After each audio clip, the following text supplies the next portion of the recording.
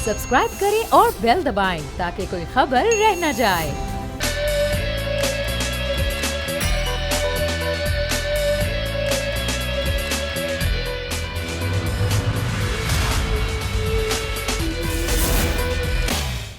बिस्मिल्लाहिर्रहमानिर्रहीम, अस्सलाम वालेकुम। प्रोग्राम में मैं सुमैया रिजवान आपको वेलकम करती हूँ। नाज़रीन, नए DGISI की तकर्री के लिए जो मुशावरत का अमल है वो तकरीबन शुरू हो चुका है और वज़ीर आज़म और आर्मी चीफ के दरमियान मुशावरत मुकम्मल हो गई है। वज़ीर इत्तलात फवाद चौधरी ने एक ट्वीट के ज़रिए ये इत्तला दी। साथ ही साथ खबर अभी कुछ इस तरह भी मौसूल हुई है कि वज़ीर दिफा की जानिब से एक समरी भेजी गई है जो वज़ीर आज़म हाउस को मौसूल हो गई है। ज़रा इस पर क्विक अपडेट लेते हैं, फिर आगे बढ़ेंगे। अहमद से शहबाज की समरी जो भेजी गई वज़ीर दिफा की जानिब से नामों की, क्या वो वज़ीर आज़म हाउस को मौसूल हो गई? जी बिल्कुल सुमैया, वज़ारत दिफा की जानिब से एक समरी भिजवाई गई है कि वज़ीर आज़म इमरान खान और army chief general Qamar Javed Bajwa के दरमियान सिविल मुलाकात और सिविल मुशावरत हुई और जो प्रोसेस होता है, प्रोसेस के तहत एक समरी भिजवाई जाती है जिसमें से कोई एक नाम वज़ीर आज़म जो है वो चूज करते हैं और उनकी तकर्री करते हैं। तो वो प्रोसेस अब जो है वो बाज़ाब्ता तौर पर मुकम्मल हो चुका है और वज़ीर आज़म और आर्मी चीफ की मुशावरत के बाद समरी वज़ीर आज़म हाउस में वज़ीर आज़म को मौसूल हो गई है। और ज़रा बता रहे हैं कि आज या कल यानी कि आइंदा 24 घंटों के दौरान नए DGISI की जो तकर्री है उसका बाज़ाब्ता तौर पर नोटिफिकेशन जो है वो जारी हो जाएगा और वज़ीर आज़म इमरान खान मुशावरा मुकम्मल कर लिया। वज़ीर आज़म की मंजूरी के बाद ये आइंदा 24 घंटों के अंदर ये जो नोटिफिकेशन है वो जारी कर दिया जाएगा। आज सुबह ये समरी वज़ीर आज़म को मौसूल हुई थी और वज़ीर इत्तलात फवाद चौधरी ने भी इस बात की बाज़ाब्ता तस्दीक की थी कि जो प्रोसेस है वो यही होता है कि वज़ीर आज़म आर्मी जिसकी मुशावरत होती है और वो मुशावरत का अमल जो है वो मुकम्मल हो चुका है और जो क्या सराहियाँ थी इस हवाले से वो अब का खासी जो है वो दम तोड़ चुकी है और बाज़ाब्ता तौर पर आइंदा 24 घंटे के दौरान इनकी तैनाती का नोटिफिकेशन मुतवक्किल है। ठीक है, आइंदा 24 घंटे में आ जाएगा नाम। शहबाज अहमद, बहुत शुक्रिया, आगाह कर रहे थे। इसी बात करेंगे। हमारे साथ मौजूद हैं कराची स्टूडियो से सीनियर सहाफ़ी हैं, तज्ज़ियाकार हैं, एडिटर इन चीफ बोल न्यूज़ नज़ीर लगारी साहब। लगारी साहब, ज़ाहिर कल से ही खबर है और उस पर ज़ाहिर एक ब्रीफिंग में भी वज़ीर इत्तलात को क्लियर करनी पड़ी कुछ चीज़ें और उन्होंने कहा कि ये तरीक़ाकार है जो मतलब थ्रू प्रोसेस होगा और नए DGISI का तकर्रुर और इसमें कोई भाम नहीं होना चाहिए किसी को और जो सिविल मिलिट्री ताल्लुकात हैं वो बिल्कुल सही हैं, ठीक है, एक पेज पर हैं। अब आज ये समरी भी मौसूल हो गई। आप इस पूरे सिचुएशन को, इस पूरे मामले को कैसे देखते हैं? बहुत ही पेचीदा सूरत हाल नज़र आती है जिसको बहुत आसान और बहुत ही ऐसे पे बनाकर पेश किया जा रहा है कि जैसे कोई इशू ही नहीं है। बात यह है कि ऐलान हुआ था एक साथ मुख्तलिफ़ तकर्रियों का और DGISI की तकर्री का भी ऐलान हुआ था और जो DGISI थे उनको कोर कमांडर पेशावर बनाने का ऐलान था और जो हमारी डिफेंस यूनिवर्सिटी है उसके सरबराह को जो है अपना कोर कमांडर कराची बनाने का ऐलान किया गया था। तो सारे ऐलानात हुए थे। उसके बाद ये जो डिसेंट है, इख्तलाफ है कि जी इस फैसले से इख्तलाफ सामने आया, तो बहुत सी चीज़ें सामने आईं। हमें वो मालूम है कि जिस तरह से हमारे दोस्त भाई वसीम बादामी पूछ रहे हैं वज़ीर दाखिला से, सवाल कर रहे हैं और वह सवाल के जवाब में कुछ कह नहीं रहे हैं और जो कुछ वो कह रहे हैं वो समझ नहीं आ रहा है, तो इस तरह की बातें भी मौजूद हैं। इसलिए इसका मतलब ये ना लिया जाए कि जी इतने ही हालात सादा और आरामदेह और बहुत ही अच्छे हैं और कि हुकूमत जो है वो एक पेज पर जाकर खड़ी हो गई है, तो ऐसी सूरत हाल हमें इस वक्त नहीं लग रही है। और उन्होंने बाकायदा हुकूमत ने उस फैसले को जिसका ऐलान 5-6 रोज़ पहले हुआ था उसको नहीं माना। फिर नोटिफिकेशन का मसला आया, फिर आर्मी चीफ की मुलाकात हुई वज़ीर आज़म से और उसके बाद ये मामला जो है जा रहा है। अब मैं समझता हूँ कि हुकूमत ने समरी खेलने का फ़ैसला किया है और इस फैसले के दौरान फिर एक और ऐसी चीज़ आ जाएगी जिसको हम देखते रह जाएंगे।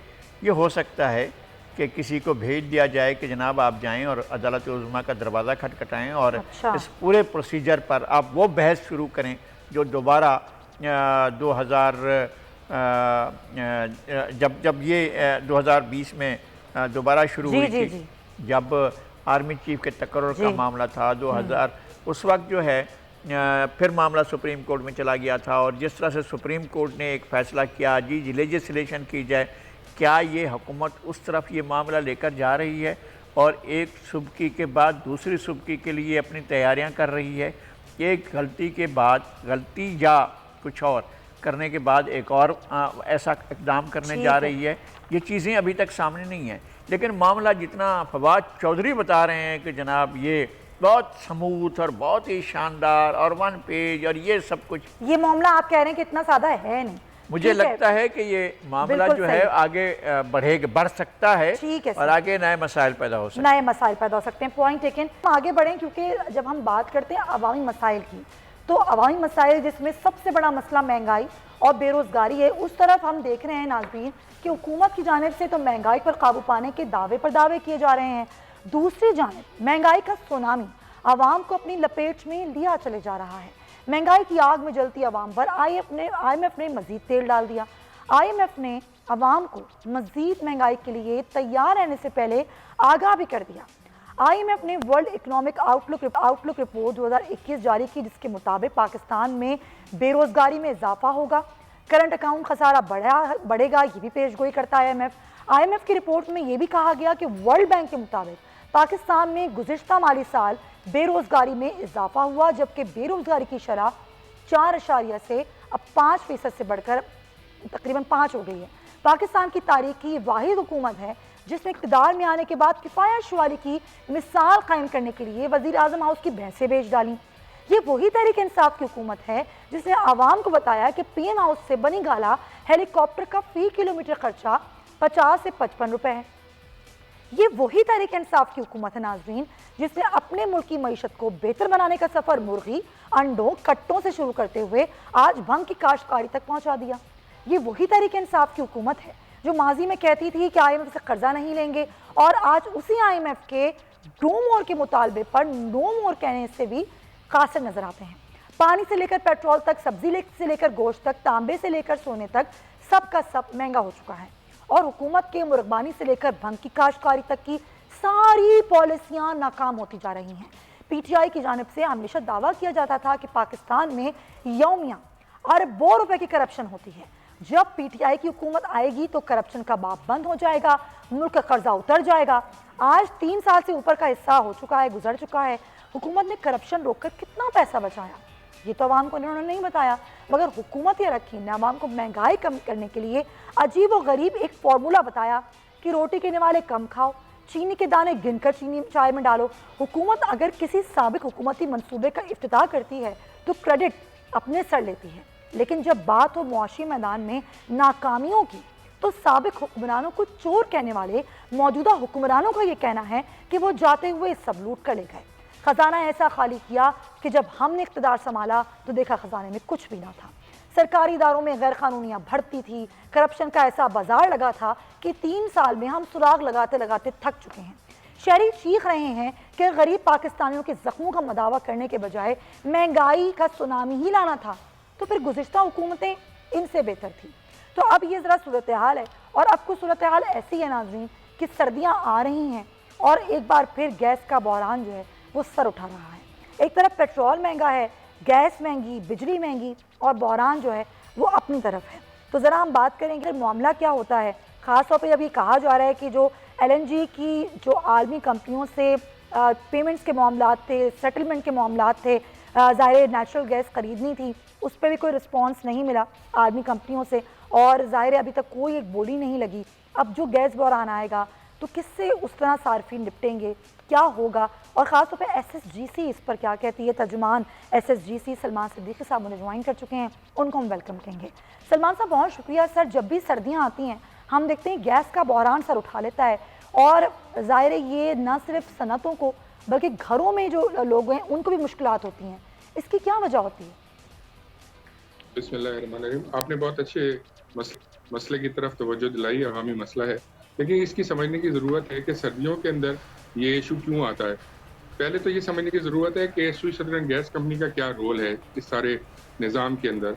ये जो कंपनी है स्विस सदर्न गैस कंपनी या इस तरह स्विस नॉर्दर्न गैस कंपनी, ये एक्सप्लोरेशन कंपनीज नहीं है, ये transmission and gas distribution companies हैं जो कि अपने कमर्शियल, इंडस्ट्रियल डोमेस्टिक सार्फिन को और दीगर सार्फिन को गैस फराहम करती हैं। अच्छा, अब ये कहाँ से गैस फराहम करती हैं? ज़ाहिर डिपेंडेंट हैं हम लोग उन गैस फील्ड से जिनसे हम गैस परचेज करते हैं, या LNG टर्मिनल से जहाँ से हमें गैस मिलती है।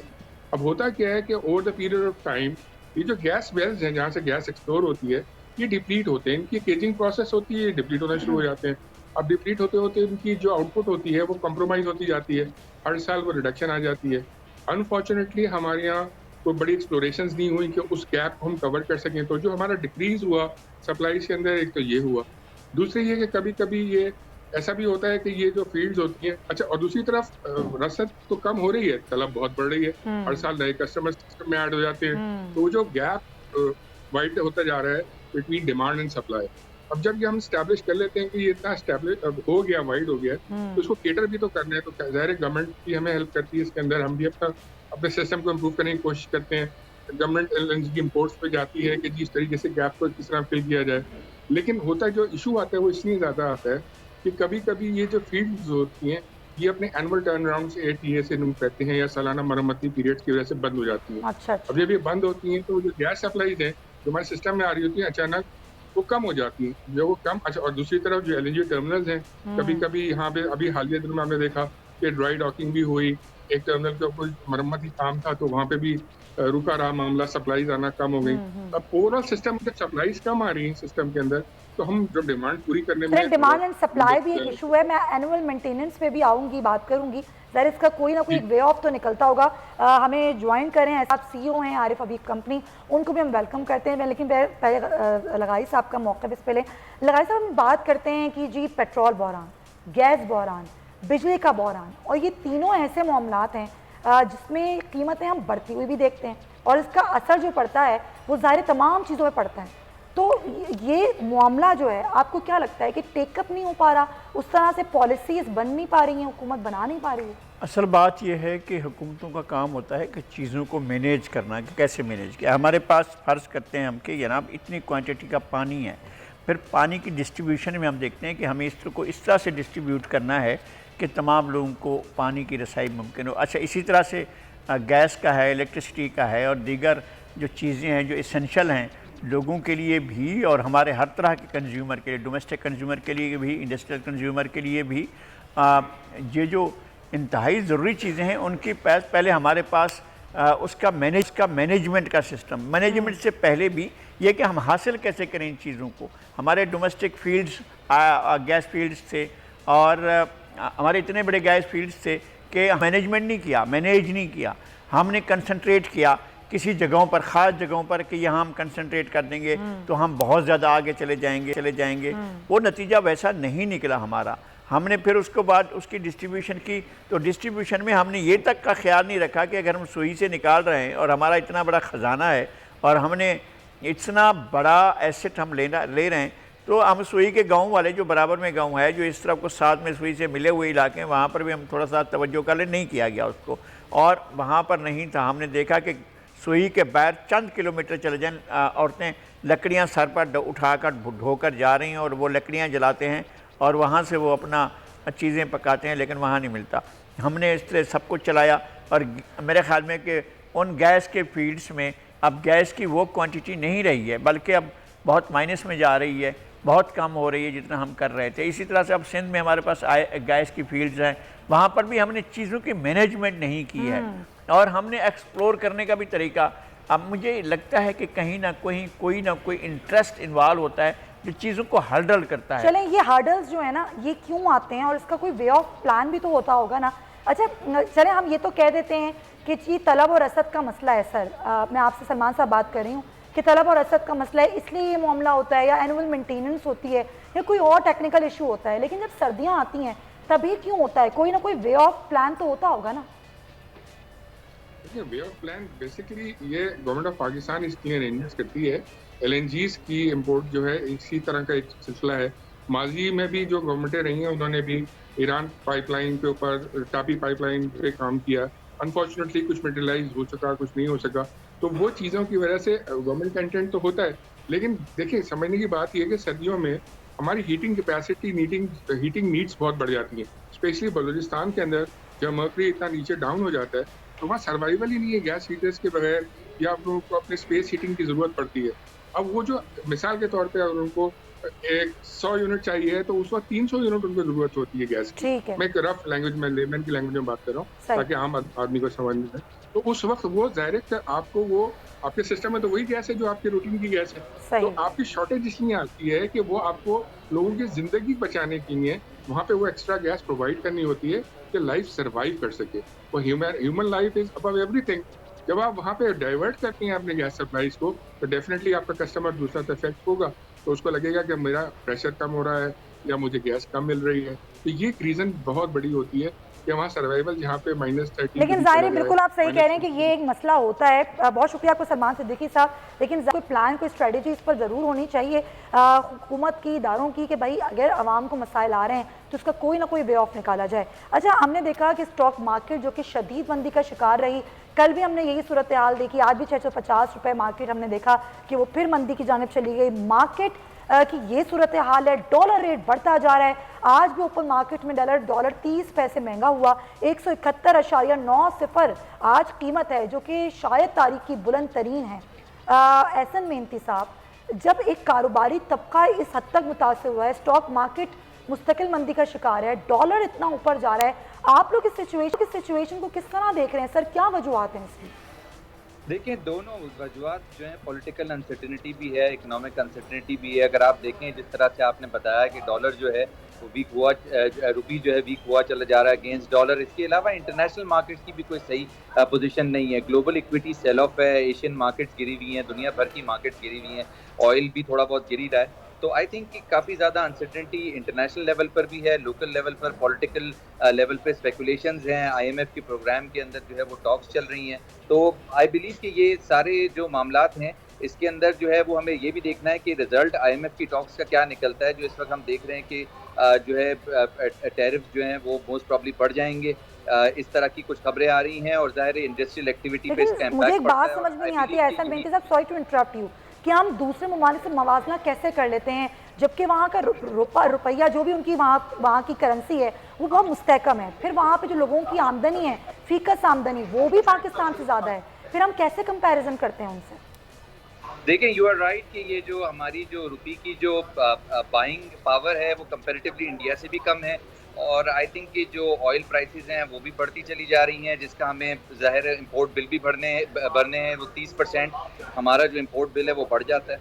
तो आई बिलीव ये बहुत सारे ऐसे मामलात हैं जिसको हमने देखना है कि गोइंग फॉरवर्ड जो है इसका क्या इम्पैक्ट बनता है। और यू राइट कि कॉमन जो मैन है उस पर बहुत ज़्यादा इम्पैक्ट पड़ता है टैरिफ इंक्रीज का भी। और आईएमएफ की जो हम देख रहे हैं कि फेलियर हो रहे हैं, हमारी उनसे नेगोशिएशन नहीं हो पा रही सही तरीके से टैरिफ के मामले में, टैक्सेस के मामले में, जो बढ़ते हुए नज़र आ रहे हैं आने वाले वक्तों में, और इसी वजह से मार्केट जो है वो प्रेशर में आ रही है। सर, 48,000 पॉइंट्स पर खड़ी हुई मार्केट जो शदीद मंदी का शिकार है, आपको क्या स्टेबल नज़र आती है मार्केट अभी? देखिए, बिल्कुल इस वक्त अनसर्टनिटी है और जब तक आईएमएफ के पैसे नहीं मिल जाते हमें $1 बिलियन, तब तक ये अनसर्टनिटी रहेगी, डॉलर रुपये की पैरिटी में भी रहेगी और फिर हम मार्केट्स में देखेंगे कि प्रेशर रहेगा। तो ये जो एक प्रेशर है ज़ाहिर है जिसमें डॉलर का बढ़ता हुआ रेट भी है और आईएमएफ से भी ज़ाहिर एक और कर्ज की किस्त मिलनी है, तो इस सारी सिचुएशन में जो बिजनेसमैन तबका है जैसे कि आप लोग हैं, आप इससे किस तरह निकलने की कोशिश कर रहे हैं? देखिए, आई थिंक कि ये तो इसका इम्पैक्ट कॉमन मैन को भी पड़ रहा है, बिजनेसमैन को भी पड़ रहा है, इंडस्ट्रियलिस्ट को भी पड़ रहा है। तो आई थिंक कि ये तो अब we have to live with it कि आईएमएफ जो है उसकी जो कंडीशंस होती हैं हमेशा जो है हैम्पर करती हैं इकोनॉमिक एक्टिविटी को, इंटरेस्ट रेट्स को बढ़ाती हैं। आई बिलीव ये मैटर तो जो है वो 1947 से चलता आ रहा है कि रुपया अगेंस्ट डॉलर गिरता चला जा रहा है और अब 173, 174 तो ये खबर कितनी दुरुस्त है सर, जब ये बात लोग कर रहे हैं, खबर है कि स्टॉक मार्केट से लोग पैसे निकाल के अब डॉलर में जो है वो इन्वेस्ट कर रहे हैं, ये सही है खबर? देखिए, डॉलर में 11-12% रिटर्न मिला है साल का इस साल, तो आई थिंक कि एक अच्छा एवेन्यू है और जाहिर है इसमें अनसर्टेनिटी रहेगी जब तक आईएमएफ से पैसे नहीं मिल जाते $1 बिलियन। आई थिंक कि जब तक एक अनसर्टेनिटी जो है वो सामने नजर आएगी और आई थिंक कि जो इन्वेस्टर हैं जब तक स्पेकुलेट करते रहेंगे, जब तक आईएमएफ जो है जब तक ये अनसर्टेनिटी है, जब तक कि आईएमएफ की वो किस्त नहीं मिल जाती, तो आप रिकमेंड करेंगे कि लोग डॉलर में इन्वेस्ट करें? देखें, बिल्कुल अपेरेंटली नज़र आ रहा है कि कुछ वक्त तक स्पेकुलेशन चलेंगी। अब इन्वेस्टमेंट के भी जिस तरह से आईएमएफ के साथ नेगोशिएशन पूरी हो जाएगी वहाँ पर ये प्रेशर कम हो जाएगा, मोस्ट प्रॉब्ली वही लेवल होगा जहाँ पर रुपये डॉलर के साथ स्टेबलाइज होगा। सर, आप खुद ये कह रहे हैं, बल्कि मैं खुद भी थोड़ा सा सरप्राइजिंग एलिमेंट है मेरे लिए कि इतना बड़ा ग्रुप है जो दायरा आप लोगों का पूरा इन्वेस्टमेंट होती है स्टॉक मार्केट में, आज आप ये लोगों को कह रहे हैं कि बिल्कुल ये अभी स्पेकुलेशन है, तो आप करें डॉलर में इन्वेस्ट? देखिए बिल्कुल, जब तक ये नेगोशिएशन एक दिन में हो जाती है, एक हफ्ते में हो जाती है, most probably couple of days के अंदर अच्छी खबर आ जाएगी, IMF से पैसे रिलीज हो जाएंगे और फिर रुपी को हम स्टेबलाइज होते हुए देखेंगे। सही लगाजी साहब, ये जो सिचुएशन है, ज़ाहिर है हम टेक्निकल वे पर तो बढ़े हैं, लेकिन जब स्टॉक मार्केट में मंदी होती है, डॉलर का रेट बढ़ता है, ज़ाहिर एक आम आदमी मुतासर होता है, उसके लिए हर चीज़ महंगी हो जाती है। और हमारी जो हुकूमत है, हमारे जो वज़रा हैं, वो कंपैरिजन करते हैं जी बांग्लादेश से, इंडिया से। बांग्लादेश का टिक्का जो है वो हमसे ज़्यादा मुस्तहकम है रुपए से, वहाँ की इंडस्ट्री है वो हमसे ज़्यादा बेहतर कंडीशन में है। पाकिस्तान से इंडस्ट्री सारी बांग्लादेश मूव हो गई हैं, और फिर भी हम मवाजना कर रहे हैं वो वतन, वो मुल्क जो हमसे बाद में आज़ाद हुआ उससे। देखिए हमारे यहाँ टेंडेंसीज़ का मामला है, हम नहीं अप्रोच कर पा रहे हैं अपनी उन सेगमेंट्स को जो हमारे लिए बेहतर आउटपुट दे सकते हैं। हम डिप्राइव कर रहे हैं उन लोगों को, और अब तक हमने किया है, इससे इनकार नहीं करना चाहिए कि हमने डिप्राइव किया है उन लोगों को, और बुरे तरीके से डिप्राइव किया है जो पाकिस्तान में डॉलर ला सकते थे या लाते रहे हैं। हमने उनको, और हमने उन पर केसेस बनाए, हमने उनको बहुत बुरे तरीके से फंसाया, हमने पॉलिटिकल विक्टिमाइजेशन भी किया, हमने गेम भी किया। हम वो चीज़ें लॉजिकली पेश नहीं कर सके। हमारे यहाँ एक एक डॉलर के ऊपर नज़र रखी जाती है कि ये कहाँ से आ रहा है, कैसे आ रहा है। भाई राइट चैनल से भी आ रहा है, अगर 2 pound 3 pound 2 dollar 3 dollar 5 dollar के हिसाब से भी कोई पेमेंट्स आ रही हैं, तो आप उन पर भी नज़र रखेंगे कि जनाब ये कैसे आ रही है। भाई किसी ने अपना कोई चीज़ दी, कोई सॉफ्टवेयर दिया, कोई और चीज़ दी, दुनिया इसमें कमा रही है। इंडिया का जो वो है उसकी इकनॉमी के अंदर कितना बड़ा किरदार है IT का। इसके अलावा आयरलैंड में देखें वहाँ कितना बड़ा किरदार है IT का। दुनिया के और ममालिक में IT कितना बड़ा किरदार है। हमारे पास कितना बड़ा स्कोप मौजूद है और था। हमने उनको डिप्राइव नहीं किया, हमने उनका गला घोंट कर हमने उनको कहा कि जाओ अपने मरने के लिए तैयारियां करो। यहाँ तक की सूरत हाल हुई है। जो भी लाता है उस बंदे को जो हमारे यहाँ डॉलर लाया करता था या हमारे यहाँ बाहर से आता था, उस बंदे को तो ये किया गया ना कि उसने ऊपर से छलांग लगाई और खुदकुशी कर ली। यहाँ तक तो हुआ। और कैसे हुआ, ये सारी सूरत हाल कैसे पैदा हुई और कैसे उसकी तरफ चला गया सारा मामला, हम लोगों को क्यों नहीं बताते हैं? ये कहा जाता है वज़ीर आज़म की तरफ से सरमायाकारी ज़रूर करें, सरमायाकार आएँ, लेकिन सरमायाकारों के लिए कितनी आसानियाँ यहाँ पर हैं, ये भी एक बहुत बड़ा सवाल है। बहुत शुक्रिया आपका एहसन मेहनती साहब। प्रोग्राम में एक ब्रेक नाज़रीन, और ब्रेक लेकर वापस आएंगे, कुछ और भी इशूज़ हैं वो डिस्कस करेंगे। स्टे विद अस।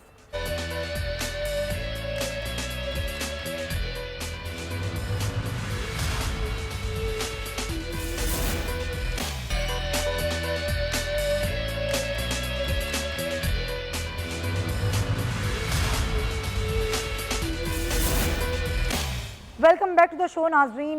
नूर मुकद्दम कत्ल केस की बात करते हैं, जिसमें अपडेट ये है कि थेरेपी वर्क्स के मुलजिम ताहिर ज़हूर ने इस्लामाबाद हाई कोर्ट में एक दरख्वास्त दायर की है, और उनका ये कहना है इस दरख्वास्त में कि 7 अक्टूबर का जो फैसला है वो अदालत कलअदम करार दे। उन्होंने ये भी कहा दरख्वास्त में कि ट्रायल से पहले जो तमाम दस्तावेज़ात हैं वो फराम करने का हुक्म जारी किया जाए और 7 अक्टूबर के फैसले पर अमल दरामद रोका जाए। दरख्वास्त में कहा गया कि अदालत मुनासिब वजह बताए बगैर दस्तावेज़ात फराम करने की दरख्वास्त मुस्तरद करती है। अदालत का फैसला गैर आइनी और गैर कानूनी करार दिया जाए। ये थेरेपी वर्क्स के ताहिर ज़हूर हैं, जिन्होंने इस्लामाबाद हाई कोर्ट में दरख्वास्त दायर की है। नूर मुकद्दम कत्ल केस में एडिशनल सेशन जज अतर रब्बानी ने कल मुलजिमान पर फ़र्द जुर्म आयद करने की तारीख भी मुकर्रर कर रखी है। तो ये केस की क्या अभी तक है, ये केस कहाँ तक पहुँचा है, इस पर बात करेंगे। हमारे साथ मौजूद हैं शाह खावर साहब, वकील हैं नूर मुकद्दम के। बहुत शुक्रिया आपका शाह खावर साहब। सर ज़ाहिर है इससे पहले भी मेरी आपसे कई दफ़ा गुफ्तगू हो चुकी है, लेकिन जो एक नई दरख्वास्त दायर की गई है इस पर आप क्या कहेंगे, जिसमें ये कहा गया है कि जो 7 अक्टूबर का जो फैसला था उसको कलअदम करार दिया जाए? देखिए बात ये है कि ये जितने भी मुल्ज़मान हैं इनकी कोशिश होगी कि इसमें जितनी ताख़ीर हो सके उनको जो है वो उसको ताख़ीर करना चाहेंगे। जो 7 अक्टूबर का फैसला है वो एडिशनल सेशन जज साहब का है, जिनके पास ये ट्रायल जो है जिनके पास जो भेजा गया है, उसमें उन्होंने एक इनकी दरख्वास्तें खारिज की थी जिसमें उन्होंने जो उनको जो दस्तावेज़ात फराहम करनी होती हैं मुलजमान को कानून के तहत 265C ज़ाब्ता फौजदारी के तहत, तो वो जितनी भी उनकी ऐसी दस्तावेज़ात थी जो चालान का हिस्सा है वो उनको 7 अक्टूबर को दे दी गई थी। और जो वो मज़ीद चीज़ें चाह रहे थे जैसे कि जो CCTV रिकॉर्डिंग है जो कि एक अहम दस्तावेज़ है, लेकिन उसको जो है फोरेंसिक साइंस लेबॉर्ट्री ने उसको जो है टेस्ट करने के बाद सील किया हुआ है। अच्छा। और वो सील्ड फॉर्म में अदालत में मौजूद है। जब इन्होंने उसका जिक्र उधर भी किया तो मैंने भी बतौर वकील शौकत मुकद्दम साहब के, तो मैंने अदालत को असिस्ट किया कि ये जो CCTV रिकॉर्डिंग है ये अदालत के रिकॉर्ड का हिस्सा है और जब अदालत मुनासिब समझेगी इसकी सील को जो है वो डीसील करने के बाद उसको अगर मुनासिब समझेगी तो उसको देख सकती है और मुल्ज़मान के वकील भी देख सकते हैं। लेकिन अगर उसकी सील्ड जो डॉक्यूमेंट होता है उसकी नकल नहीं किसी को दी जा सकती। अब उनके उस फैसले को जिसमें उन्होंने वाकई वो जो CCTV रिकॉर्डिंग है उसकी कॉपी देने से उनको जो डिक्लाइन किया है और उनको ये होल्ड किया है कि शहादत के वक्त वो आपको दिखाई जाएगी और आपको मौका दिया जाएगा। तो उस अंतर को उन्होंने चैलेंज किया हुआ है इस्लामाबाद हाई कोर्ट में और उसमें उन्होंने उसमें इस्लामाबाद हाई कोर्ट में ये भी इस्तदा की हुई है कि जब तक ये जो पिटीशन उन्होंने फाइल की है उसका फैसला नहीं होता उन पे फर्द जुर्म आयद न की जाए, क्योंकि कल 14 तारीख को फर्द जुर्म आयद करने के लिए वो केस जो है वो मुकर्रर है। और उस पे ये है कि इस्लामाबाद हाई कोर्ट ने जब मेन मुल्ज़िम के वालिदैन की ज़मानत की दरख्वास्तें खारिज की थी उसमें उन्होंने फर्द जुर्म आयद होने के बाद 8 हफ्ते में प्रेफरेबली इस ट्रायल को कंप्लीट करने का हुक्म भी जारी किया है। तो ये उससे बचने के लिए और ट्रायल में ताख़ीर के लिए उन्होंने ये पिटीशन फाइल की। शाह खबर साहब सही है, बिल्कुल सही। ज़ाहिर है ये तमाम टैक्टिस अपनाई जाती हैं, डिलेइंग टैक्टिस, कि जितना तूल दिया जा सके। लेकिन ज़ाहिर है आप पहले भी मुझे बता चुके हैं कि आप बहुत पुरुम्मीद हैं कि जल्द से जल्द केस का फैसला आएगा। ये एक ओपन एंड शट केस है। आप क्या कहेंगे कि वाकई जब 8 हफ्तों का टाइम दिया गया है कितनी जल्दी ये केस मुकम्मल होगा और कितनी जल्दी इसका फैसला आएगा? देखिए बात यह है कि जो अभी मुअज़्ज़ज़ अदालत जो ट्रायल कोर्ट है उनको भी ये पता है कि 8 हफ्ते की जो है वो एक डायरेक्शन उनको दी गई है, लेकिन उसमें यह है कि हम जो इस्तग़ासा की शहादतें हैं वो तो हम बिला ताख़ीर सारी जो है वो गुजार देंगे, उसमें हमारी तरफ से कोई डिले नहीं होगी। लेकिन एक है कि जब हम कोई भी गवाह पेश करते हैं तो मुल्ज़िम के वकीलों को उन पे जिरा का जो है वो हक हासिल होता है और उस पर जिरा कर सकते हैं। वो हम उनका हक है कभी भी डिनाई नहीं करेंगे, लेकिन अगर कोई ताख़ीर होगी तो उनकी तरफ से होगी। लेकिन उसमें यह भी है कि मुल्ज़िमों को जो मुनासिब सफाई का मौका मिलना चाहिए जो कि आइन और कानून भी इजाज़त देता है, उसको तो ना अदालत डिनाई करती है ना हम करते हैं। लेकिन वो इस बात पे ज़रूर सेंसिटिव है मुल्ज़मान कि ये 8 हफ्ते में अगर फैसला हो गया तो उनको खदशा है कि इस्तग़ासा का केस इतना मजबूत है कि तमाम मुल्ज़िमों ने जिन्होंने जो जो रोल प्ले किया है इस जुर्म में उनमें उनको सज़ा होने का खतरा है। ज़ाहिर है, बिल्कुल सही। शाह खबर साहब बहुत शुक्रिया, वकील नूर मुक़्क़त मौजूद थे और वो पुरुम्मीद हैं कि ये जितने भी मुल्ज़िमान हैं उनको ये खदशा है कि उन सबको सज़ा होगी, इसीलिए वो इस तरह की डिलेइंग टैक्टिस अपना रहे हैं। लगाए साहब, शुरू दिन से जब से ये एक ऐसा वाक़या जिसने पूरे मुल्क को हिला दिया, ये केस ज़ाहिर जिस तरीके से चल रहा है मैं कहूँगी कि बहुत तेज़ी के साथ बढ़ रहा है आगे, आप कैसे देखते हैं इसकी जितनी भी अब तक प्रोसीडिंग्स हुई? एक तो ये कि बहुत मंझे हुए कानूनदान खबर साहब जो हैं वो इस मामले को देख भी रहे हैं और इसमें वहाँ वो इस्तग़ासा की तरफ से पेश हो रहे हैं और दूसरी तरफ जो हैं वहाँ भी वकला ज़रूर होंगे और हमारा कानून जो तरीक़ाकार मुतय्यन करता है उसको भी ज़रूर पेश नज़र रखना चाहिए। अब होगा क्या कि जो वकील है उसका जो मुल्ज़िमान हैं उनके वकील वो ये कोशिश करेंगे उसमें से डाउट्स तलाश करें कि अल्टीमेटली मामला जो है बेनिफिट ऑफ डाउट की तरफ जाए। तो ये एक उनकी कोशिश होगी, लेकिन इस बात को बहरहाल जो इस्तग़ासा के वकला हैं वो ज़रूर पेश नज़र रखेंगे और अगर डिलेइंग टैक्टिस इस्तेमाल हो रही हैं तो कोर्ट की अपनी ऑब्जर्वेशन भी हो सकती है कि ये मेरिट पर जो है वक्त लग रहा है या मेरिट से मावरा वो डिलेइंग टैक्टिक्स के लिए वक्त लगाया जा रहा है, तो वो उनके भी पेश नज़र रहेगा। मेरे ख्याल में ये केस जा सकता है और ये केस मिसाल भी बन सकता है कि जनाब अगर केसेस के जल्द फैसले होने हैं तो ये तरीक़ाकार भी अख्तियार किया जा सकता है। लेकिन चूँकि ये ओपन एंड शट केस है, इसलिए इसके बारे में ये तासुबात हमेशा रहेंगे कि जनाब चूँकि सोसाइटी का प्रेशर था, मीडिया का प्रेशर था, लोगों का प्रेशर था, बात नहीं सुनी गई, बात नहीं कही गई, ये सारी चीज़ें अपनी जगह पर होंगी। लेकिन कोर्ट का विजडम, कोर्ट की दानिश, कोर्ट की इंटीग्रिटी और कोर्ट का ये सारे का सारा जो प्रोसीजर है वो अडाप्ट करने से एक नतीजे तक पहुँचने के बाद हम सबको एक चीज़ का रियलाइजेशन करना होगा। लेकिन बाज़ ऐसे केसेस होते हैं, जिस तरह साहिवाल का साने का केस था, ओपन एंड शट केस था, लेकिन मुल्ज़िमान को नहीं हुआ। लेकिन हम उम्मीद करते हैं कि ज़ाहिर नूर मुक़द्दम कत्ल केस का वाकई ऐसा ही आएगा फैसला कि जिससे वाकई जो ज़रूर मिले नूर मुक़द्दम को। Point taken sir. एक बहुत बड़ा अहम मामला है नाज़रीन, कराची के लोगों का मामला है जिस पर आज के प्रोग्राम में बात करना चाहती हूँ। वो मामला है चार्ज पार्किंग का। आप, मैं और बहुत सारे लोग जब भी किसी जगह जाते हैं, शहर के किसी भी बाज़ार में या किसी भी अस्पताल के बाहर या कोई भी ऐसी जगह जहाँ पर उनको अपनी कार पार्क करनी होती है, तो वहाँ पर एक शख्स आ जाता है और वो उनको एक पर्ची देता है और उनसे पैसे लेता है। लेकिन ये चार्ज पार्किंग का मामला क्या इतना ही सादा है? ज़रा सिंध हाई कोर्ट में इसकी समाअत हुई, ज़रा ये आपको बताते हैं कि सिंध हाई कोर्ट ने इस पर क्या कहा। तो सिंध हाई कोर्ट में जो समाअत हुई उसमें कहा गया कराची में जगह जगह कायम चार्ज पार्किंग फ़ीस किस कानून के तहत शहरियों से पार्किंग फ़ीस वसूल की जा रही है, अदालत का ये पूछना था। पार्किंग फ़ीस के नाम पर भत्ताखोरी बंद की जाए, DMCs, ट्रैफिक पुलिस दीगर को जाकर बता दें। ये भी कहा अदालत ने कि हमें तशवीश है कि कल घर के बाहर खड़ी गाड़ी पर भी फ़ीस शुरू ना हो जाए। इज्जतदार लोग इज्जत बचाने के लिए 20-30 रुपए दे देंगे, जस्टिस मोहम्मद इकबाल का ये कहना था। अदालत ने कहा कि पहले एक तरफ पार्किंग की इजाज़त थी, अब दोनों तरफ गाड़ियाँ पार्क होती हैं। पार्किंग के लिए मुख्तस जगह पर बोर्ड क्यों नहीं लगाए जाते? कराची की सड़कों को पार्किंग के लिए ठेके पर दे दिया गया, एडिशनल एडवोकेट जनरल का ये कहना था। अदालत ने कहा हम कार्रवाई करेंगे, पार्किंग फ़ीस के नाम पर भत्ता नहीं लेने देंगे। DMCs, commissioner Karachi, DIG traffic और दीगर से अब इस तमाम तर सूरत हाल पर 29 अक्टूबर को एक तफसीली जवाब तलब कर लिया गया है। हमारे नुमाइंदे शाहिद हुसैन ने कराची के मुख्तलिफ इलाकों का गए, वो वहाँ का उन्होंने विज़िट किया और वहाँ पर चार्ज पार्किंग की क्या सूरत हाल थी वो उन्होंने हमें बताई है। आइए आपको दिखाते हैं।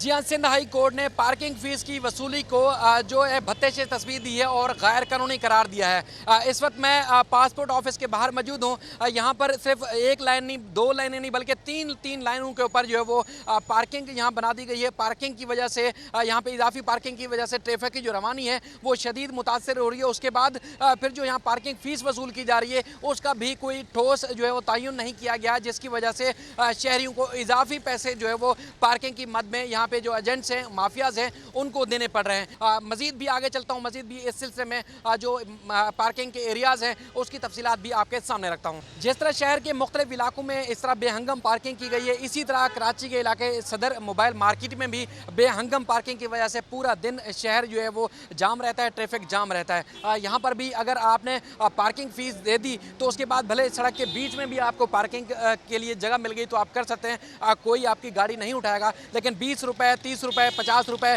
या मिठाई के नाम पर आपने पैसे नहीं दिए तो लम्हों बाद ट्रैफिक की इसी तरह मोबाइल आएगी और गाड़ी आके जो आपकी लम्हों बाद जो है वो गाड़ी उठाकर लेके चली जाएगी। सदर पार्किंग प्लाजा जो है बनाया गया था, लेकिन उसको अब तक जो है यूटिलाइज़ नहीं किया गया है और इसी तरह शहर के मुख्तलिफ इलाकों में गैर कानूनी तौर पर जो है पार्किंग बना दी गई है, जिसकी वजह से शहरों की जेबों से रोज़ाना अरबों रुपए जो है पार्किंग फ़ीस की मद में लिए जा रहे हैं। यहाँ पार्किंग का है ना, हमें बड़ा मसला है। एक तो ये आपको पता है भत्ता है सीधा 200 रुपये देते हैं, उल्टा पार्किंग में लगाते हैं। कोई और बंदा आता है, बाइक बाहर निकाल लेता है हमारी और थाने में चली जाती है। वो 200 रुपये हमारे अभी बिल्कुल 10 मिनट पहले ऑफिस से आया हूँ, तारिक रोड में मेरी पार्किंग में लगी थी।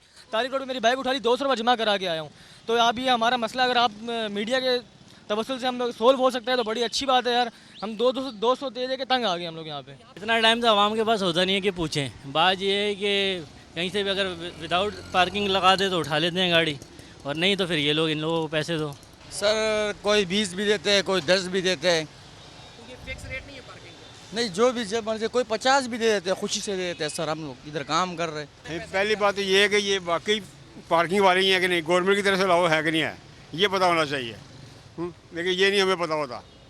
असल मामला ही यही है कि अगर मैं भी कहीं गाड़ी पार्क करती हूँ और एक शख्स मुझे पर्ची दिखा के मुझसे पैसे ले रहा है, तो मुझे नहीं मालूम कि ये बल्दिया उज़्मा कराची का ही मुकर्रर करदा चार्ज पार्किंग का एरिया है या ये अपनी तरफ से ही पर्ची बना के आ गया है। ये बड़े अहम मामलात हैं और सवालात हैं मेरे पास जो मैं रखूँगी। मेरे साथ मौजूद हैं अली हसन साहब, तर्जुमान हैं बल्दिया उज़्मा कराची। बहुत शुक्रिया अली हसन साहब आपका। सर, अदालत ने ये पूछा है कि किस कानून के तहत ये चार्ज पार्किंग फ़ीस वसूल की जाती है, क्या कानून है इसका? नहीं देखें, एक तो ये लोग नहीं लेते, बल्दिया उज़्मा कराची जो है वो चार्ज पार्किंग के पैसे वसूल करती है और इसके लिए बाकायदा कानून साजी की गई थी। हमारे काउंसिल होती है, हाउस होता है हमारा KMC का, जिसको ये इख्तियार हासिल है कि वो शहर के जो बल्दियाती मामलात हैं उसमें कानून साजी कर सके। तो उस हाउस, मुंतखब हाउस ने बाकायदा इसकी कानून साजी की थी और ये फैसला किया था कि कराची के 38 मकामात हैं जहाँ से चार्ज पार्किंग फीस वसूल की जाएगी।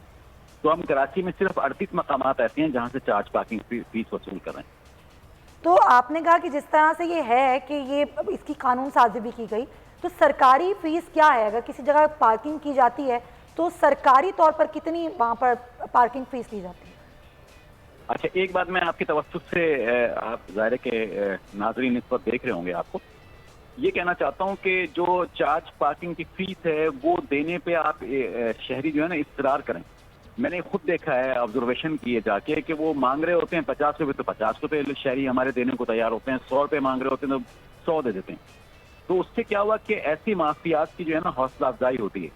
हमारे यहाँ चार्ज पार्किंग की जो गाड़ी की जो फीस है, कार की जो वो 20 रुपये है, मोटरसाइकिल की जो है वो 10 रुपये है और अगर इससे बड़ी गाड़ी है तो उसकी 50 रुपये। जिस तरह आपने खुद कहा कि कई लोग 50 रुपये भी दे देते हैं, बाज़ औक़ात पर्ची दी जाती है उन्हें 50 रुपए की, तो लोग फ़र्क कैसे करें कि ये जो पर्ची इस शख्स के हाथ में है ये बल्दिया उज़्मा का ही शख्स है जो ये दे रहा है या इसने कोई जाली पर्ची बनाई हुई, कैसे पता चलेगा इसका? कराची में पार्किंग के एक ही रेट हैं अगर वो KMC कर रही है, लेकिन हमारे यहाँ मुख्तलिफ इदारे भी कर रहे हैं, जैसे DMCs भी कर रही हैं, जैसे DHA भी कई जगह, CBC जो है कंटोनमेंट बोर्ड्स भी करते हैं। अगर उनका कोई इदारा कर रहा है तो उसकी जिम्मेदार KMC नहीं है, अगर DMCs ले रही हैं तो उसकी जिम्मेदार भी KMC नहीं है। हमारे जो मकामात हैं वो सिर्फ 38 हैं और बाकी मकामात पर जो DMCs के इलाके हैं वहाँ DMC ले रही हैं, जो कंटोनमेंट्स के इलाके हैं वहाँ कंटोनमेंट फीस वसूल करती है। इसी तरह सिविल एविएशन का जो है वो वहाँ सिविल एविएशन वसूल करती है। रेलवे का जो महकमा है वो अपने तौर पे कई जगह फीस वसूल कर रहा होता है। तो ये कोई 13 इदारे बनते हैं जो अपनी अपनी हुदूद में जो है फीस वसूल कर रहे होते हैं। अली हसन साहब, आपने खुद बताया कि ये सबके अपने अपने मुख्तस इलाके हैं। अगर मुख्तस KMC का एक इलाका या एक जगह जो चार्ज पार्किंग है और वो KMC ले रही है वहाँ से फीस और वहाँ पर कोई नाजायज़ तौर पर पैसे वसूल करता है, कोई माफिया है, तो ज़ाहिर है उसकी खबर हम ही आपको पहुँचाएंगे, हम ही से लोग शिकायत करते हैं, मीडिया आप तक पहुंचाता है, तो क्या कार्रवाई की जाती है? कभी कोई की गई है कार्रवाई? नहीं, 100% की जाती है उस माफिया के खिलाफ। अगर वो कॉन्टैक्ट बेसिस पे दिया हुआ हो तो कॉन्टैक्ट कैंसिल किया जाता है। हमारे विजिलेंस टीम जो है वो बाकायदा बनी हुई है, वो वहाँ का विजिट करती है, चेक करती है और कोशिश करती है कि वो उस ठेकेदार का या तो ठेका मनसूख कर दिया जाए। अगर KMC के मुलाजमीन ये हरकत कर रहे होते हैं तो उन्हें मुअत्तल किया जाता है, उन्हें वहाँ से हटाया जाता है और नए जो दूसरे मुलाजिम होते हैं उनकी जगह फिर उन्हें भेजा जाता है। ठीक है अली हसन साहब, शिकायत करने में जब तक हम सामने नहीं आएंगे एक सिटीजन की हैसियत से अपने हुकूक के लिए, जब तक जो है वो इदारे भी जो है उस तरह कार्रवाई नहीं करते जितना करना चाहिए। आप दुनिया भर में देखें, कोई भी मसला होता है शहरी निकल कर बाहर आते हैं और शिकायत पहुंचाते हैं। ऐसा नहीं है कि एडमिनिस्ट्रेटर कराची तक शिकायत पहुंचे और वो कार्रवाई ना करे। कई बार कार्रवाई हुई है और मुसलसल होती रहती है। सही है, लेकिन ज़ाहिर है वो शिकायतें मीडिया के थ्रू ही जाती हैं। बिल्कुल सही अली हसन साहब, साथ रहिए। लगारी साहब, जब भी ज़ाहिर है आप भी जाते हैं, मैं भी जाती हूँ, हमें ट्रैफिक के मसाइल का सामना करना पड़ता है। 3 जगह लाइंस में पार्किंग होती है, वहाँ में पार्किंग फ़ीस भी देनी पड़ती है, कोई पुरसाने हाल नहीं होता वहाँ पर। एक तो ये कि KMC की जुरिस्डिक्शन जहाँ भी होगी, DMCs की भी तो वहीं पर ही होगी ना। DMC कोई आसमान पर तो अपनी जुरिस्डिक्शन नहीं बनाएंगे। कराची का जो लैंड कंट्रोल केएमसी के पास है, डीएमसी के पास भी वही होगा, या डीएमसी कोई अपना ले आएगी, वो भी एक वो है ना, म्यूनसिपल कमेटी है, और वो भी एक म्यूनसिपल कॉरपोरेशन है। तो एक जगह से केएमसी ले रही है, अगर उसी जगह से डीएमसी, और वही लीजिटिमेट समझती है अपने आप को, क्या उसने अभी अपनी कौंसिल से करारदाद पास कराई है, तो क्या वो भी वहीं पर ले सकती है जहाँ से केएमसी ले रही है, ये हमें देखना होगा।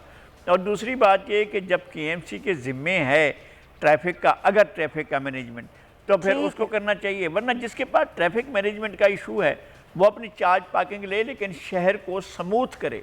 बात यह है कि शहर में ट्रैफिक स्मूथ नहीं होता है, शहर में ट्रैफिक के तो बड़े मसाइल हैं। मालूम ये होता है कि एक छोटी सी गली बनी हुई है, वहाँ से मोटरसाइकिल भी गुजरे, कार अगर गुजर सकती है तो गुजरे, नहीं गुजर सकती तो ऐसी तैसी में। लेकिन मसला प्रॉब्लम ये है कि यहाँ पर कोई निज़ाम नहीं। सही कह रहे हैं, गलियां हों या सड़कें, एक तूफान है जो ट्रैफिक का में नजर आता है। हमें अली हसन साहब हमारे साथ मौजूद। अली हसन साहब, अभी जिस तरह आपने बात की ना कि लोग नहीं निकलते, दूसरे मुल्कों में लोग निकलते हैं, बात करते हैं, शिकायत करते हैं, तो सर हम अवामी नुमाइंदों के तौर पर ही आपसे लोगों की शिकायत आप तक पहुँचा रहे हैं। अगर मैं मिसाल दूँ तो कराची में बड़ा शॉपिंग सेंटर है तारिक रोड।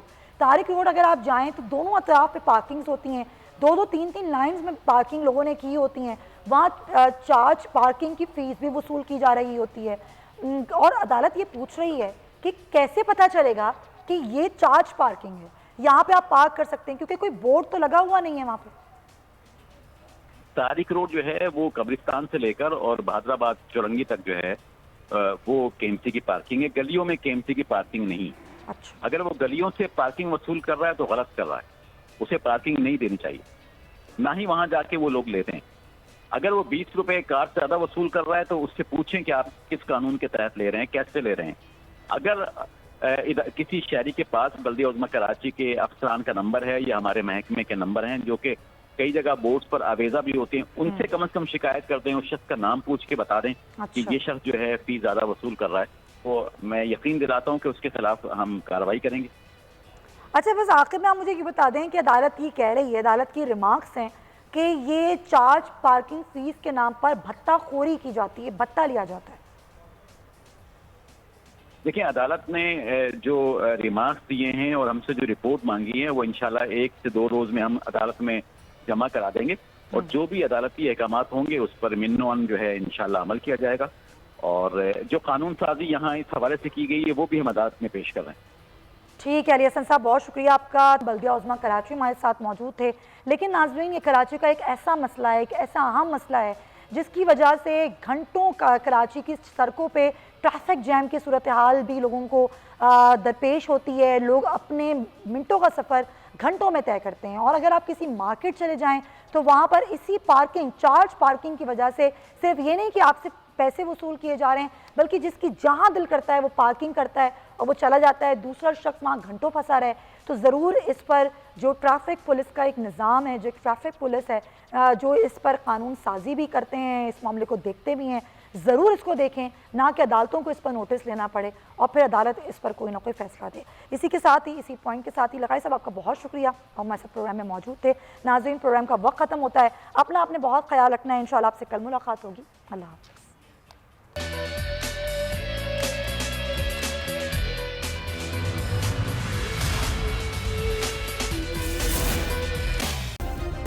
सब्सक्राइब करें और बेल दबाएं ताकि कोई खबर रह न जाए।